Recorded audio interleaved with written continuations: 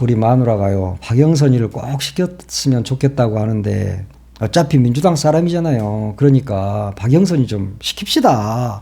안 그러면 나 진짜 후라이팬으로 뒤통수 맞을 것 같아요. 그러니까 박영선이 그냥 총리 시키게 해요, 대표님. 윤석열 대통령과 이재명 민주당 대표가 이번 주 24일이나 25일쯤에 만날 것으로 보입니다. 지난 19일에 윤석열 대통령이 이재명 대표에게 갑자기 전화를 해서 다음 주에 만나자, 뭐 이렇게 이야기를 한 것이 여야 영수회담이 성사가 되게 된 계기입니다. 총선 패배 후에 9일 만에 전격적으로 윤석열 대통령이 이재명 대표에게 제안을 한 겁니다. 그동안 8번씩이나 영수회담을 제안을 했지만 끊임없이 거부를 해왔습니다. 그런데 총선 이후에 이재명 대표가 또 9번째 영수회담 제안을 했고, 그것을 윤석열 대통령이 받아들였다, 이렇게 보는 것이 맞을 겁니다. 지난 2월 7일만 해도 KBS 대담에서 윤석열 대통령은 영수회담이라는 것은 우리 사회에서 없어진 지 꽤 오래된다, 이렇게 이야기를 해왔습니다. 그러면서 사법 리스크가 있는, 즉 범죄자와는 만나지는 않겠다, 이렇게 이야기를 하면서 그동안의 여야 영수회담을 회피해 왔습니다. 그런데 이재명 대표의 사법 리스크, 그들이 말하는 사법 리스크는 여전합니다. 그런데 만나자고 한 겁니다. 또 꽤 없어진 지 꽤 오래된 게 영수회담이다, 이렇게 말해놓고 영수회담을 또 받아들입니다. 영수회담은 구시대적 용어다, 이렇게 이야기를 했었고, 또 권위주의의 상징이기 때문에 나는 받아들일 수 없다, 이렇게 이야기를 해왔었는데 갑자기 영수회담을 하자, 이렇게 이재명 대표에게 전화를 한 겁니다. 그러면 뭐가 달라진 거죠? 아니, 23년 1월 12일에 신년 기자회견에서 이 대표가 직접적으로 만나자, 그러니까 올해 1월에 또 그 이야기를 했었어요. 그때 정진석 비대위원장, 그분이 23년 1월에 어떻게 이야기를 했었죠? 이분이 지금 비서실장이 됐다고 그러더라고요. 근데 대통령이 지금 범죄 피의자와 면담할 때는 아니다, 라고 이야기를 했습니다. 그런 사람이 비서실장으로 들어왔어요. 그러면 대통령이 여야 영수회담을 제안한 이후에 정진석은 비서실장으로 지명이 됐습니다. 지금 정진석 비서실장 내정자의 입장은 뭡니까? 그때는 대통령이 지금 범죄 피의자와 면담할 때는 아니다, 라고 강하게 영수회담을 반대했던 사람이 비서실장이란 말이에요. 그럼 이게 지금 어떻게 되는 거죠? 나라가 완전히 개꼴인 거예요. 아무 말이나 그때그때 막 합니다. 무슨 말이 대통령의 심기를 기쁘게 할까, 이렇게 생각을 하고 아무 말이나 막 던지다가 나중에 보면은 그게 막 꼬이는 거죠. 이번 9번째 이재명 대표가, 그러니까 총선이 막 끝나고도 이재명 대표가 만나자, 대통령께 만나자라고 제안을 했을 때 국민의힘에서는 어떤 이야기가 나왔었습니까? 절대 만나지 않을 것이다, 이렇게 이야기를 했었습니다. 그런데 대통령은 이재명 대표를 만나겠다고 나선 겁니다. 정진석 비서실장, 당시 비대위원장, 23년 1월이니까 그때는 정진석 씨가 비대위원장이었죠. 이번 국회의원 떨어졌죠. 이번에도 또 국회의원 떨어진 사람들 모두 모아서 지금 용산에다가 자리를 줄 모양인데 1번이 정진석이에요. 네. 그런데 이렇게 이야기했던 사람이 비서실장을 맡고 있고 이 사람이 배석을 할 거 아닙니까? 영수회담에. 그때 입장은 또 뭐죠? 그냥 사람이 말 조심해야 되는 거예요. 특히 공직에 있는 사람들. 그냥 뭐 사적으로 대충 사는 사람들이야 어젯밤에 술 마실 때 하는 말 다르고 오늘 아침 다르고 오늘 점심 때 말 다르고 뭐 그런다 한들 누가 뭐라고 하겠습니까? 그러나 이렇게 국정을 책임지고 있는 사람들이 주둥아리를 함부로 놀리면 안 된다. 그러면 정진석이처럼 이렇게 지 말에 스스로 꼬이는 결과, 지 발에 걸려서 지가 넘어지는 결과가 나올 수도 있다.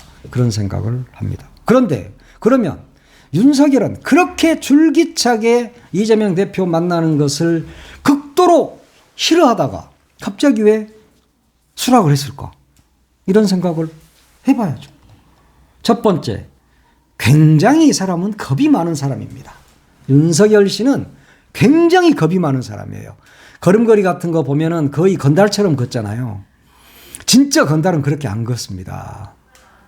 정말 반드시 멋지게 걷습니다. 그 사람들은. 그런데 그렇게 걷는 사람들은 야, 나 건달이야. 나 동네 논두렁 깡패야. 이렇게 걷는 거거든요. 건들건들 하면서. 그러면 남들이 무서워한 줄 알고. 근데 이 사람의 특징이 그런 거란 말이에요. 그러니까 굉장히 겁이 많은 사람이야.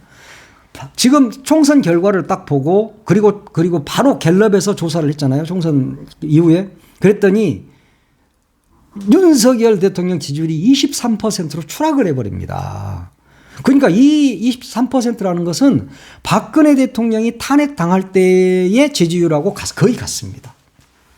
그러면 숫자는 읽을 줄 아니까 얼마나 겁이 났겠어요. 이야, 나 진짜 쫓겨나는구나. 이런 생각을 하겠죠. 그럼 불길한 예감이 드는 겁니다. 그래서 겁이 나는 거야. 그러면 누구를 만나야 됩니까? 범죄 피의자니까 만날 수 없다고 이야기했던 이재명 대표를 만나서 바짓가랑이라도 잡아야 되는 겁니다. 으스대고 막 폼 잡고 하는 사람들의 특징이 겁이 많다니까. 이 사람 딱 보면 너무너무 겁이 많게 생겼잖아요. 그리고 실제로도 겁이 많고. 물론 아는 게 없으니까 당연히 겁이 나죠. 겁이 납니다. 그 다음에 겁이 너무 나. 그래서 만나자고 했을 것이다. 근데 두 번째로 보면 이게 일당이 될 줄 알았어요. 국민의힘이. 옆에서 간신들이 180석 넘깁니다. 대통령님 걱정하지 마세요. 우리 한동훈 님이 어떤 분입니까? 이깁니다. 라고 이야기를 했단 말이에요. 간신들이 최소한 과반을 넘깁니다. 그리고 180석까지 갑니다. 그리고 평론가라는 사람들도 나와가지고 국민의힘이 170에서 180까지 간다라고 원문헌가 뭔가 하는 그런 사람 있잖아요. 끊임없이 180석을 언저리를 이야기합니다. 이러니까 대통령 입장에서는 좋은 말만 듣는 거야. 듣고 싶은 말만 들리는 겁니다. 그러니까 당연히 일당이 될 줄 알았어. 그런데 108번뇌 속으로 빠져버린 겁니다. 그러니까 겁이 나죠. 이러다가는 이제 그동안에 거부권 행사 9가지 법안에 대해서 다 거부권 행사했잖아요. 직위 마누라 특검까지도 다. 그런데 이제는 그것마저도 안 통하게 생겼단 말이에요. 그러면 국정을 이끌 수 없죠. 당연히 못 이끌죠. 이제 탄핵으로 갈 수도 있다. 거기서 바로 세 번째. 조국 당이 너무 무서운 겁니다. 민주당이 물론 가장 무섭죠. 제1당이니까. 그렇지만 민주당은 수권정당으로서 큰 배가 함부로 움직이지는 않습니다. 큰 거대한 흐름을 몰고 가죠. 그래서 한 방에 끝장을 내죠. 그러나 조국당은 어떻습니까? 조국 혁신당은 그러지 않습니다. 바로바로 그냥 현장에서 균열을 내는 작업을 하는 겁니다. 구멍을 내는 작업을 하는 거예요. 창당부터 윤석열 탄핵과 검찰 독재 타도 이것을 선명하게 내세우고 창당을 했습니다. 처음부터 그렇게 했어요. 나중에 갑자기 12석을 얻으니까 이 탄핵하겠다 이게 아니었어. 처음부터 3년은 너무 길다. 그리고 검찰은 기소청으로 바꿔야 된다. 라고 조국 혁신당은 나왔었습니다. 그러니까 무섭죠. 그럼 누구를 만나야 돼? 이재명 대표밖에 만날 사람이 없는 겁니다. 그러면서 이런 것들을 야권 내의 어른으로서 수장으로서 잘 조율을 해낼 수 있는 사람이 바로 이재명 대표죠. 물론 조국 혁신당이 당연히 그렇게 해야 됩니다. 저는 그렇게 생각합니다. 조국 혁신당이 쇠빙선답게 앞장서서 균열을 내는데 앞장서야 되는 거예요. 그리고 민주당은 큰 가지를 쳐나가는 거죠. 그러면서 이 거대한 물줄기를 끌고 가는 겁니다. 그게 민주당의 역할이야. 그게 바로 조국 혁신당과 민주당이 상생을 해야 되는 이유이기도 합니다. 최근에 조국 혁신당과 민주당이 분열할 것이다. 그 민주당이 조국 혁신당을 도와주지 않고 있다. 이런 기사들이 막 나오는데 다 헛소리입니다. 그건 다 헛소리예요. 그건 개소리예요. 그렇게 되기를 바라는 보수 언론의 바람의 기사로 나온 것이다. 그러나 두 당이 싸워서는 절대 안 된다. 그렇지도 않을 것이다. 그 다음에 네 번째. 마누라가 너무 무서운 겁니다. 그러니까 이재명 대표 바짓가랑이라도 잡고 싶은 거예요. 지금 그리고 마누라가 약간 이상한 짓을 하잖아요. 지금 비선 쪽에서 박영선을 총리로 임명하고 누구요? 양정철이를 비서실장으로 임명하겠다는 그런 검토하고 있다는 그런 움직임이 나왔잖아요. 그러면 그게 공식 라인에서는 안 나왔단 말이에요. 대통령실의 인사를 총 책임지고 있는 이관섭 비서실장이 그 내역을 몰라. 그래서 검토한 바 없다라고 이야기를 합니다. 그런데 곧바로 또 비선에서 아니야, 검토하고 있어 라고 이야기를 한 것이죠. 그러면 비선이 어디냐? 그것은 대한민국 사람이면 누구나 다 아는 거 아닙니까? 그러니까 아마 여기에도 두 가지가 있어. 하나는 마누라가 너무 무서워. 그러니까 이런 부분을 이재명 대표님께서 개탕을 쳐주세요 라고 할 수도 있어요. 네, 갈래를 쳐주세요 라고 바꿀게요. 예. 그리고 두 번째, 이게 진실일 수도 있어요. 우리 마누라가요, 박영선이를 꼭 시켰으면 좋겠다고 하는데 어차피 민주당 사람이잖아요. 그러니까 박영선이 좀 시킵시다. 안 그러면 나 진짜 후라이팬으로 뒤통수 맞을 것 같아요. 그러니까 박영선이 그냥 총리 시키게 해요. 대표님 좀 인준 좀 해주세요. 이 말 하려고 하지 않겠습니까?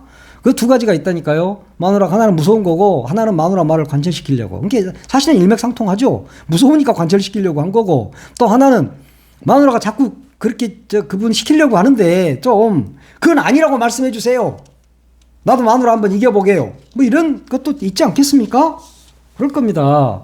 그리고 이재명 대표가 성남시장, 경기도지사, 국회의원, 당대표, 제1당 대표 아닙니까? 그러니까 한 수 배워야죠. 그리고 국민이 가슴 아파하는 곳, 국민의 눈물을 닦아줄 줄 아는 사람이 이재명 대표잖아요. 그러면 배워야죠. 그런 것 때문에 갑자기 영수회담을 하겠다고 나선 것이다. 물론 무슨 성과가 있겠습니까? 성과 없습니다.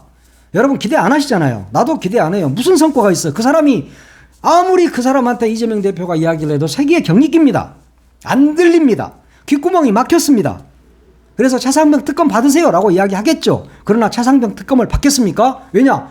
최정점에 누가 있어? 나 자신일 수도 있잖아요. 그러면 못 받죠.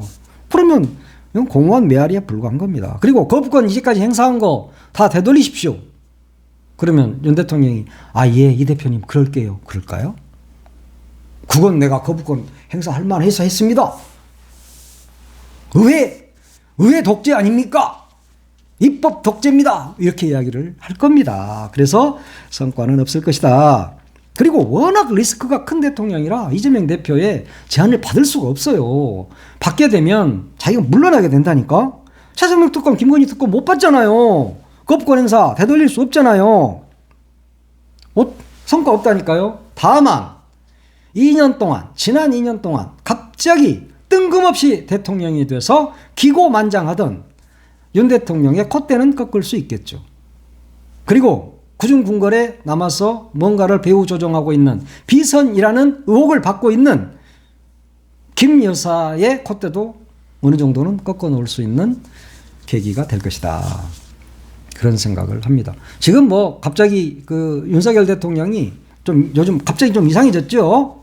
갑자기 영수회담 제안하더니 오늘 아침에 조선일보 단독으로 그런 기사 나왔잖아요. 이제 정치하는 대통령이 되겠다. 그동안 그러면 정치 안 했고 뭐 했어. 대통령이 정치하는 자리입니다. 정치가 곧 민생이고 민생이 곧 정치예요. 그런데 이제부터 정치하는 대통령이 되겠답니다. 이런 썩을 참. 아이고 정말 대통령이 그러면 정치 안 하는 대통령이 민생을 안 보살피고 정치를 안 했다는 이야기잖아. 본인 스스로 자백을 해. 이렇게 사람이.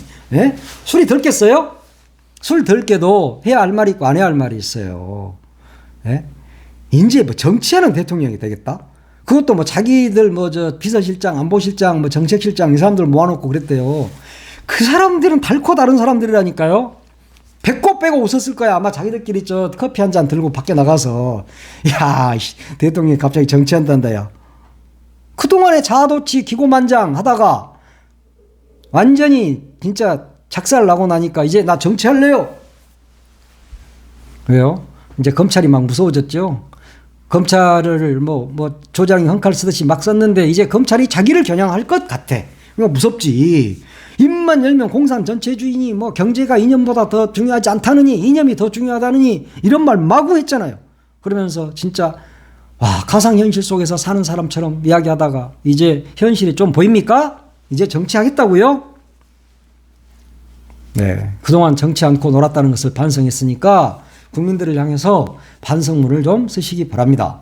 자기 참모 모아놓고 야 내가 뭐 좀 잘못한 것 같아 뭐 이랬다는데 그것도 사실인지 아닌지도 모르겠고 그런 거 하지 말고 국민 앞에 정확하게 반성문 딱 해가지고 쓰면 이재명 대표가 많이 도와줄 겁니다. 그러나 반성문 쓰지 않고 또 여기서도 구렁이 담 넘어가듯이 슬쩍 넘어간다면 희망이 없어요. 그러면 그만둬야 됩니다. 국민을 위해서. 이 나라는 윤석열 대통령의 것이 아닙니다. 국민의 것입니다. 다만 5년 동안 우리가 위임해줬죠. 그런데 그 모양으로 나라를 이 모양 이 꼴로 나라를 운영할 것 같으면 그만하시라. 당신이 아니어도 이 나라를 이끌어갈 대통령감은 많다. 그리고 정치를 하는 대통령감들이 많다. 그러면 이제야 와서 2년이나 허송세월하고 이제 정치하는 대통령이 되겠다라고 말할 정도면 제가 볼 때는 그만두시는 게 낫다. 네. 그리고 그 본인을 위해서도 좋아. 정신건강에 좋고 육체적으로도 좋잖아요. 네. 산에도 다니시고 그냥 네. 술도 마음대로 드시고 이러면 되지. 그렇게 쓸데없는 용산에 앉아가지고 나라를 이렇게 말아먹으면 되겠습니까? 하여튼 이영수회담 이야기는 며칠 동안 앞으로도 계속 나올 것 같습니다. 잘 하시기 바랍니다. 네, 오늘 여기까지 하겠습니다.